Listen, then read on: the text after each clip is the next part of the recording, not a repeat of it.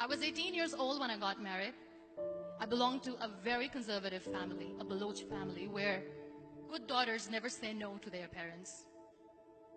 My father wanted me to get married, and all I said was, if that makes you happy, I'll say yes.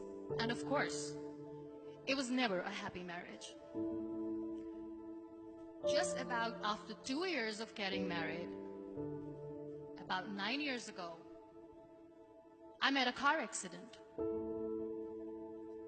Somehow my husband fell asleep and the car fell in the ditch. He managed to jump out, saved himself. I'm happy for him. But I stayed inside the car and I sustained a lot of injuries. The list is a bit long. Radius ulna of my right arm were fractured. The wrist was fractured. Shoulder bone and collarbone were fractured. My whole rib cage got fractured. But that injury that changed me and my life completely was the spine injury. Many people came to rescue. They gave me CPR. They dragged me out of the car. And while they were dragging me out, I got the complete transection of my spinal cord. Those 2.5 months in the hospital were dreadful. I was at the verge of despair. One day, doctor came to me and he said, well, I heard that you wanted to be an artist, but you ended up being a housewife. I have a bad news for you. You won't be able to paint again. Next day, doctor came to me and said, your spine injury is so bad, you won't be able to walk again. I took a deep breath and I said, it's all right. Next day, doctor came to me and said, because of your spine injury and the fixation that you have in your back, you won't be able to give birth to a child again. That day, I was devastated. I started to question my existence. Why am I even alive? So what kept me going was, one day I asked my brothers, I know I have a deformed hand, but I'm tired of looking at these white walls in the hospital and wearing these white scrubs. Bring me some colors, bring me some small canvas. I want to paint. So the very first painting I made was on my deathbed, where I painted for the very first time. What an amazing therapy it was. Without uttering a single word, I could paint my heart out. I could share my story. People used to come and say, what lovely painting. So much color. Nobody could see the grief in it. Only I could. And that day I decided that I'm going to live life for myself. I am not going to be that perfect person for someone. I am just going to take this moment and I will make it perfect for myself. That I'm going to fight my fears. So I wrote down one by one all those fears. And I decided that I'm going to overcome these fears one at a time. You know what was my biggest fear?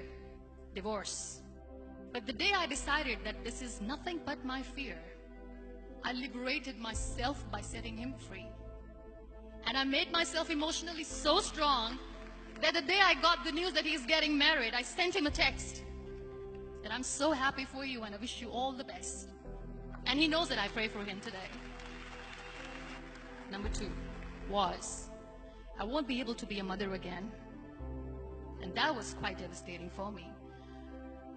But then I realized there are so many children in the world, all they want is acceptance. So there is no point of crying, just go and adopt one. And that's what I did.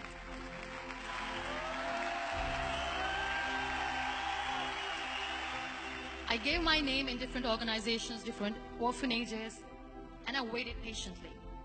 2 years later, I got this call from a very small city in Pakistan. I got a call and they said, are you Muniba Mazari?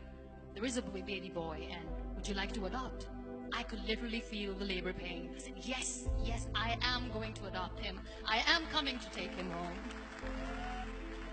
And that day, Niall was 2 days old, and today he's 6.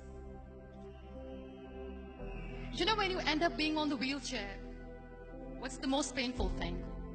People think that they will not be accepted by the people because we, in the world of perfect people, are imperfects. So I decided to appear more in public.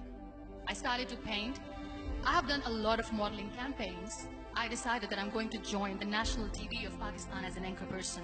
I became the National Goodwill Ambassador for UN Women Pakistan, and now I speak for the rights of women, children.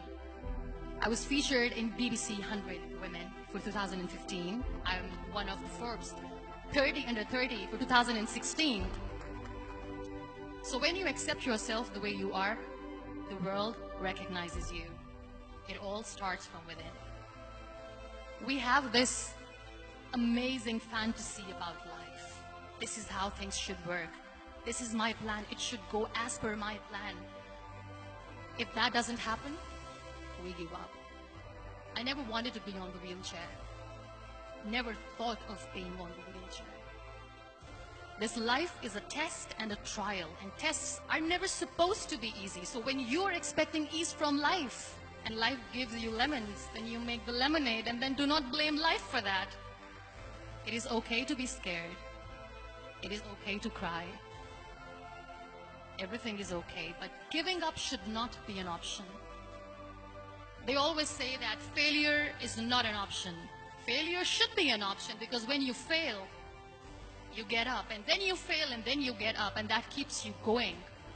Embrace each and every breath that you are taking. Celebrate your life. Live it.